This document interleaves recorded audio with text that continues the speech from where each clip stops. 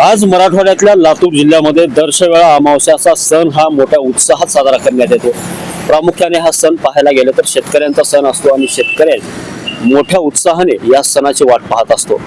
आणि या सणाच्या निमित्तानं शेतकऱ्यानं दिलेल्या आमंत्रणाला स्वीकारून लातूर शहरातील जे नागरिक आहेत ते आपल्या मित्राकडे, शेतकरी मित्राकडे त्याच्या शेतात जाऊन वनभोजनाचा आनंद घेतात। आणि लातूर शहरामध्ये जर पाहायला गेलं तर अघोषित संचारबंदी लागली की काय असं वातावरण तयार होतं। आपण पाहू शकतो हा जो मुख्य रस्ता आहे लातूर शहरातील गांधी चौक ते शिवाजी चौक जाणारा हा रस्ता आहे।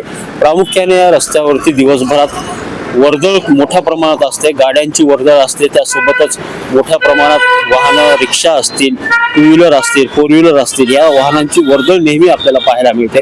मात्र आज जर पाहायला गेलं तर या रस्त्यावरती शुकशुकाट पाहायला मिळतोय आणि त्यासोबतच जे दुकानं आहेत लातूर शहरातले जे मुख्य बाजारपेठेतले दुकानं आहेत ते दुकानं देखील बंद आहेत। आणि हे दुकानं आणि आस्थापना बंद करून व्यापारी देखील, व्यावसायिक व्यापारी देखील हे आपल्या मित्राचं आमंत्रण स्वीकारत त्याच्या शेतामध्ये जाऊन त्याच्या शेतामध्ये वनभोजनाचा आस्वाद घेतात। एक प्रकारे ही वनभोजनाची एक मेजवानीच असते, कारण या वनभोजनामध्ये प्रामुख्याने जर पाहायला गेलं तर शरीरासाठी पौष्टिक जो आहार लागतो या काळामध्ये, या दिवसांमध्ये, त्या आहाराच्या दृष्टिकोनातून शास्त्रीय दृष्टिकोनातून बनवलेला आहार असतो। शेतामध्ये पिकलेले जे धान्य असतं, हरभरा असेल, तूर असेल किंवा अन्य पालेभाज्या असतील, या सगळ्या पालेभाज्यांना एकत्र करून भजी नावाची एक भाजी बनवली जाते। त्यासोबतच ज्वारीच्या भाकरी असतील, बाजरीच्या भाकरी असतील किंवा नाचणीच्या भाकरी असतील, या भाकरी बनवल्या जातात। वरण भाताची मेजवानी असते,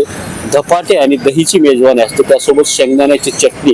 आणि हे सगळं पचवण्यासाठी एक विशेष प्रकारे ताकापासून तयार केलेला पदार्थ म्हणजे आंबील, या आंबिलाचा बेत देखील शेतकरी करत असतात। आणि हे सर्व जे खाणं आहे ते शरीरासाठी या काळामध्ये अत्यंत फायदेशीर ठरतं असं शास्त्राचं म्हणणं आहे। आणि आपण जर पाहायला गेलं तर एकंदरीतच आजच्या दिवशी लातूर शहरामध्ये पूर्णपणे शुकशुकाट पाहायला मिळतो आणि पूर्ण जे लातूर शहरातले नागरिक आहेत ते आपल्या मित्राकडे, आपल्या नातेवाईकाकडे किंवा आपल्या गावाकडे जाऊन, शेतीमध्ये जाऊन शेतातल्या वनभोजनाचा आनंद घेतात आणि शहर मात्र सुनसान होतं। नितीन बनसोडे, एकमत डिजिटल, लातूर।